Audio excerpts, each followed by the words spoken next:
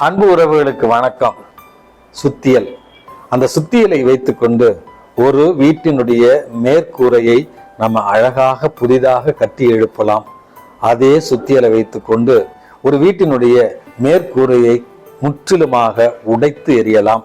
அல்லது அந்த வீட்டை அந்த சுத்தியலை வைத்து கட்டலாம். அதே சுத்தியலை வைத்து அந்த வீட்டை உடைத்தும் நம்ம தரைமட்டமாக்கலாம். சுத்தியலனுடைய அந்த பயன்பாடு அது யாருடைய கரங்களில் இருக்கிறது என்பதை பொறுத்துதான் அது அழிக்கிறதா அல்லது புதிதாக உருவாக்குகிறதா என்பதை நம்ம புரிந்து கொள்ள முடியும்.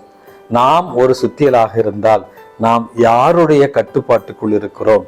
அன்பு செலுத்துகின்ற காக்கின்ற கடவுளுடைய ஒரு சுத்தியலாக இருந்து இந்த உலகத்துல நேர்மறையான செயல்பாடுகளால் நாம் காக்கின்ற, உருவாக்கின்ற, படைக்கின்ற பணியில இருக்கிறோமா? அல்லது தீயோனினுடைய கட்டுப்பாட்டிலிருந்து அழிக்கின்ற, சிதைக்கின்ற, எதிர்மறையான விளைவுகளை ஏற்படுத்துகிற தீயோனுடைய சுத்தியலாக இருக்கின்றனா என்பதை பொறுத்துதான் நம்முடைய வாழ்க்கை இருக்கிறது. ஆகவே அன்புமிக்கவர்களே, வாழ்வது ஒரு முறை வாழ்த்தட்டும் தலைமுறை என்று சொல்வார்கள்.